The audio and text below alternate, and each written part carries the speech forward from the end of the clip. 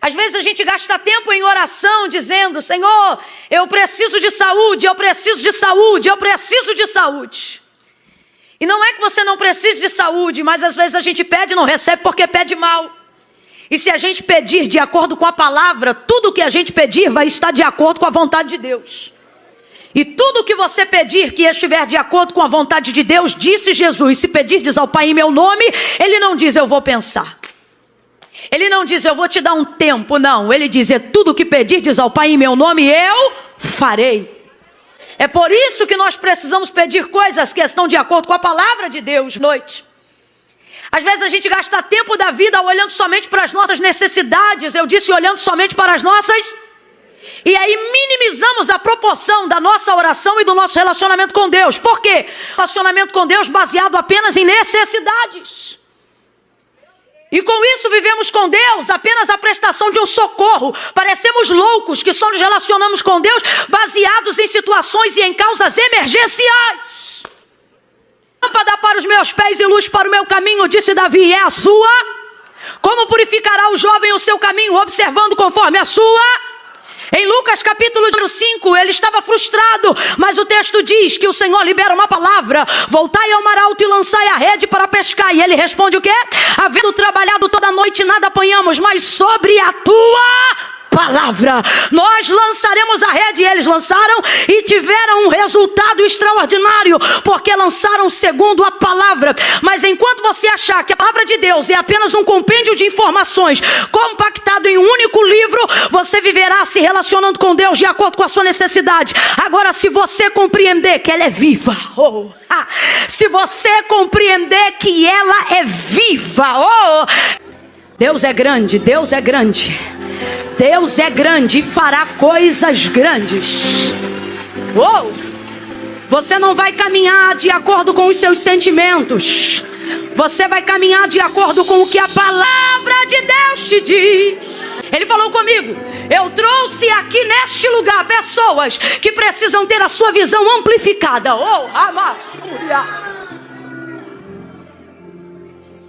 A visão que Deus vai te entregar, o cenário que Deus vai pintar diante de você, Ele traz em cada ponto e em cada detalhe aquilo que Deus tem para colocar na sua mão. Deus não colocará diante da sua visão nada que Ele não colocar, ou debaixo dos seus pés, ou na palma da sua mão. Deus está dizendo: se você for capaz de ver, será capaz de conquistar. Se você for capaz de ver, será capaz de tomar posse. Se você for capaz de imaginar do lado de dentro, eu te darei capacidade para construir do lado de fora. Se você acreditar do lado de dentro, eu vou projetar do lado de fora. Glória a Deus. Diga para os dois aí: se couber na sua visão, Deus coloca na sua mão. Pedro está vivendo um momento, é literalmente apenas isso. Isso não vai arruinar a empresa dele. Um dia frustrado, um dia em que a maré não está para peixe, não vai destruir as economias dele. É um dia perdido? Aparentemente sim, é um dia perdido. É um dia triste? É um dia triste. Quem é que gosta de trabalhar, né? E voltar sem o resultado da aplicação e da entrega do seu trabalho? Absolutamente ninguém. A primeira coisa então que precisamos entender é que milagre não é movido somente por necessidade. Camila, mas necessidade projeta milagre? Projeta, mas isso não é via de regra. Você não pode ver o Senhor correspondendo à demanda e uma necessidade de alguém e acreditar que Deus só opere baseado em necessidade. A nossa mente está tão limitada para a operação de milagres extraordinários que acreditamos que Deus só faz milagre para quem precisa. Começamos sutilmente a desenvolver esse tipo de pensamento que esbarra na motivação da nossa fé. E é por isso que, como eu disse lá no início, antes da leitura do texto, começamos a limitar o nosso relacionamento com Deus. E se tudo que temos vem de Deus, se limitamos o nosso relacionamento com Deus, também limitamos a operação do que Deus tem para fazer na minha vida ou através de mim. Então eu não sei se por força dessa cultura de anos anos, de décadas. A gente acabou desenvolvendo um conceito equivocado de um Deus que socorre e de um Deus que só socorre, de um Deus que ajuda e de um Deus que só ajuda, a ponto que quando vemos outras pessoas orarem por outras coisas maravilhosas e extraordinárias, as identificamos como fúteis espiritualmente. Não é crente de verdade, não tem uma vida, eu vou pedir isso para Deus. Agora eu vou gastar tempo com Deus pedindo isso ou aquilo, coisas que às vezes o nosso coração deseja, mas a limitação de uma mente cauterizada por uma cultura miserável coloca na nossa ideia, e isso esbarra na nossa fé, que é genuína, mas ainda não está purificada. Mas Deus está curando gente hoje aqui, está dizendo: eu não sou o seu pai da terra. Camila, ainda não entendi, vai entender. Para o melhor pai que teve na terra, ele pode ser um bom pai, mas soberanamente ele é um progenitor. Para quem teve o pior pai e diz: Camila, que referência eu tenho de pai? Do pai que nos engravidou a minha mãe. Deus está olhando para alguém aqui hoje, e Ele está dizendo por intermédio da sua palavra, Ele está dizendo: qualquer um que tenha te criado, pode no máximo teu mentor. Agora comigo você vai aprender o que é relacionar-se. E Ele diz assim: olha, eu não quero vocês ansiosos por coisa alguma.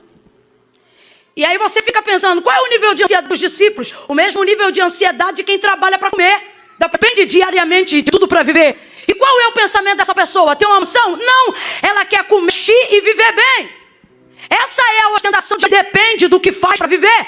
E aí olha o que Jesus vai dizer: eu não quero vocês dizendo o que comeremos e o que beberemos. Ele diz: olha, todas essas coisas o vosso Pai que está no céu sabe do que vocês precisam. Presta atenção. O que o Senhor está dizendo é: vocês têm gastado o tempo do nosso relacionamento pedindo coisas que eu já lhes dou sem que vocês me peçam. Provisão de necessidade imediata, urgência no socorro. É bem verdade que Ele é o meu refúgio, é bem verdade que Ele é o meu libertador, mas soberanamente acima de todas as coisas, Deus quer revelar a sua paternidade para aqueles que o amam. E um pai faz mais do que pagar contas, um pai faz mais do que matricular na escola. Um pai ama, abraça, com a sensação de pertencimento e faz do seu filho um herdeiro. Disse Pedro, sanguíneo toda a vida, ensina a orar como ensinou também João Batista aos seus discípulos. Aí Jesus olha para eles, e eu imagino Pedro pensando: vamos chamá-lo de santo? Vamos chamá-lo de criador? Vamos chamá-lo de soberano? Aí ele diz: não, entra no quarto, fecha a porta e diga: Pai, Pai, Pai. E ele não está interessado em se relacionar com você somente baseado por necessidade. E por que eu estou falando isso? Porque eu quero que você desenvolva um raciocínio lógico para absorver a plenitude do conhecimento de Deus aí nesse texto, para a sua vida. Se Pedro não levasse nenhum peixe para casa aquele dia, isso ia fazer ele fechar a empresa de pescaria? E a gente? Não tem explicação. Um momento não define a vida de ninguém. Não de um trabalhador. Aí vem Jesus chegando na beira da praia, o homem está lavando a gente, está triste? Tá frustrado? Tá chateado com aquele dia? Tá. Mas a motivação de Jesus para a operação do milagre da pesca maravilhosa, veja, a epígrafe, que é o texto em negrito, a parte de cima, da maioria das Bíblias que tem a epígrafe, o texto em negrito, vai estar escrito no mínimo assim: a pesca maravilhosa. Porque eu não posso caminhar sobre a ideia de que necessidade é o que move milagre. Eu vou contar de 1 a 3 e você vai dizer: milagre não é para quem precisa. Não, Camila, não. É para quem então? É para quem espera. É para quem deseja. É para quem cria expectativa. É para quem almeja. Electo.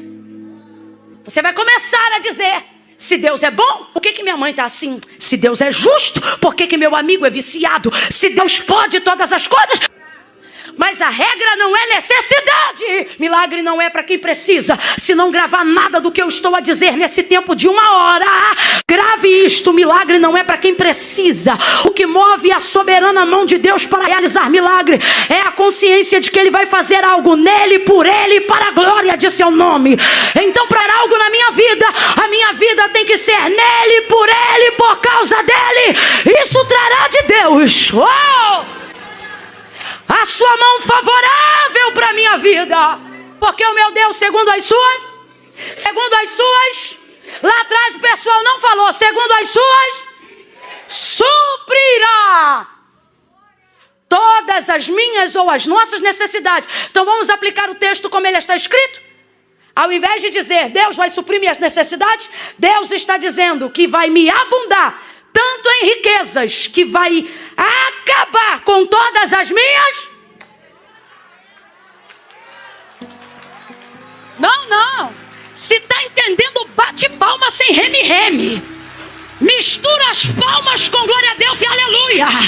Deus trouxe gente hoje aqui para dizer, você não tem mais necessidades do que eu tenho riqueza.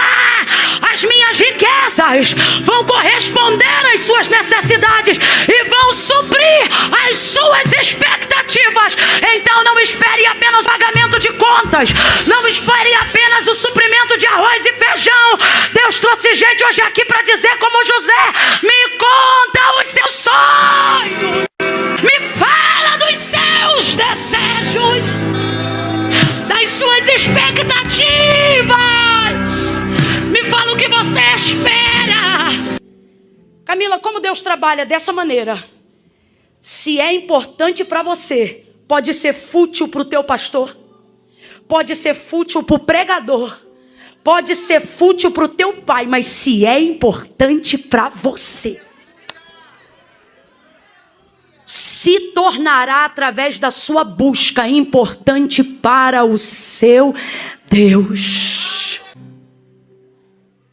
Traga isso tudo agora para o seu coração. Até as causas que você deu como perdida, as empresas que você já sonhou, mas hoje na sua mente elas estão falidas. Traga isso aí agora, na sua mente e para o seu coração. Eu vou contar de 1 a 3. Quando eu disser 3, como quem agarra algo físico, você vai fechar a mão e vai levantar os braços e vai entregar para Deus. Ninguém vai saber o que é, só Deus. Aí vai ter coisa pequena e coisa grande. Aí vai ter coisa que você tentou deixar e não conseguiu. Aí vai ter a salvação de um filho, a libertação de um marido, alguém que um dia você já orou, mas hoje desistiu. Feche os olhos, põe a mão no coração. O que vai corresponder, o que vai realizar, o que vai executar a expectativa do milagre que você almeja receber, não é a fé que eu tenho em você. Ora, se não é a fé que eu tenho em você, então você não pode depender do meu apoio e da minha animação para achar que só se a Camila aplaudir. Deus está dizendo, eu não dependo da fé da pregadora, não dependo da fé do pastor para fazer o milagre que você almeja. Eu não dependo da fé que alguém tem em você. Eu só dependo da fé que você tem em mim, da fé que você tem em Deus. Quando Jesus disse para Pedro, volta. Se a gente não tiver ligado, a gente quer de Deus uma palavra, a gente se dispõe a ouvir de Deus uma palavra, mas se a gente não tiver ligado, quando Deus fala, de vez de criar expectativa, a gente perde a pouca que tinha. Você, não importa para que lado a palavra de Deus vai dar direção. Se é Deus que está dando a direção, até na volta eu vou ter sucesso, até na marcha ré eu vou ter vitória, porque é Deus que está falando.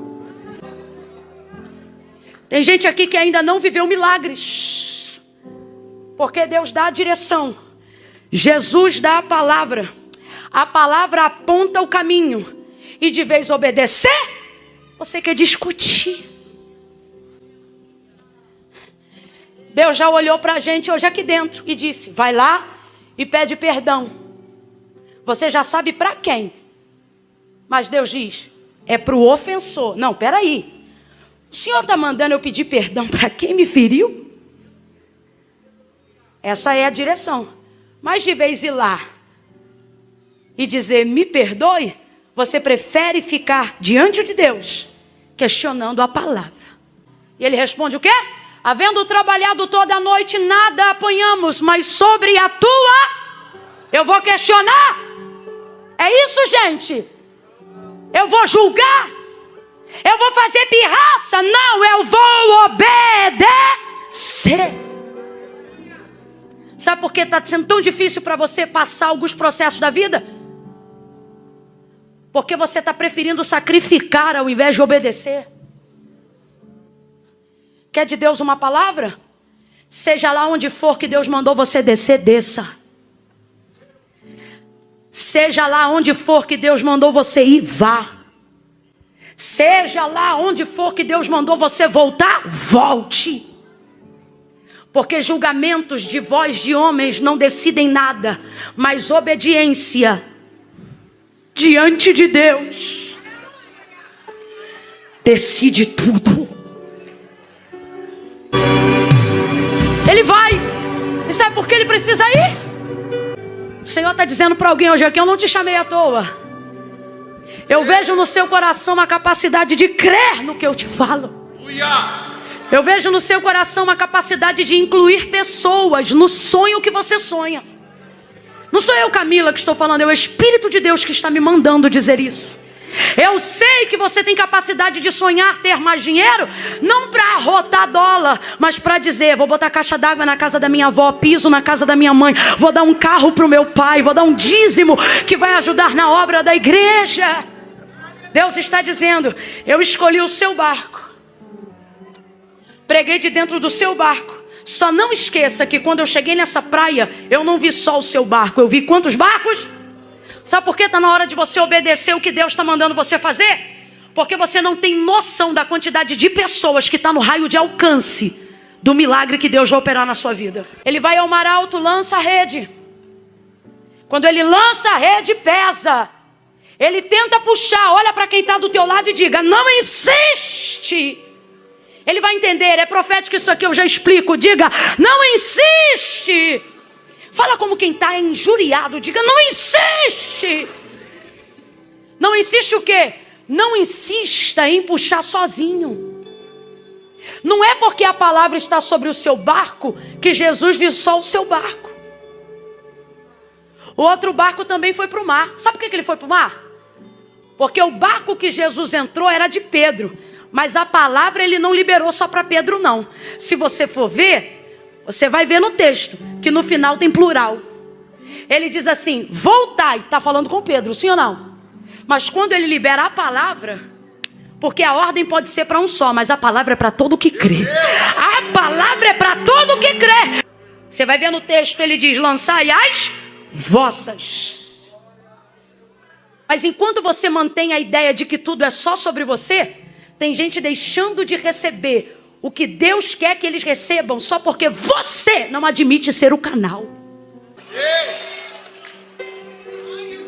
Vai ver, Deus escolheu você pela tua estrutura. Vai ver, Deus escolheu você porque você realmente tem capacidade devocional maior do que outras pessoas. Mas isso não significa que Deus esteja disposto a abençoar só você. Para de vir para cá e dizer, Deus tem uma obra na minha vida, como se você não tivesse família. Ah, mas na minha casa só eu sou crente, ótimo. É o único ponto de contato que Deus precisa para manifestar salvação para a casa inteira. Vai para o alto mar, joga a rede, quando ele puxa, começa a rasgar. E ele não para de puxar. O problema é que está muito pesado. Por quê? Porque é muita coisa para caber num barco só. Jesus não vai produzir um milagre que não corresponda com a sua visão. E qual é a visão? Quando ele chegou à beira da praia, ele viu quantos barcos? Tudo que Jesus vai fazer do lado de fora é a representação daquilo que ele já viu quando chegou. Aí você diz, Deus, como é que faz? Você vai vendo a rede rasgando, a saúde indo embora, a vida corrida, e você diz, meu Deus, não vai dar. Senhor, O corpo está morto, mas a alma diz assim: me dá saúde, que eu vou viver até o fim. Eu vou viver tudo. Como dizia Miles Monroe, eu não vou morrer cheia, eu vou morrer vazia, porque eu vou ter certeza que eu deixei. Eu fiz tudo que eu tinha para fazer. Que através dessa palavra, Deus tenha te renovado, tenha te fortalecido e tenha te dado força para que você possa continuar de pé. Se você gostou dessa palavra, deixe o seu comentário, compartilha e nos siga para que você possa ver cada vez mais os vídeos que a gente colocar no canal. Que Deus te abençoe em nome de Jesus.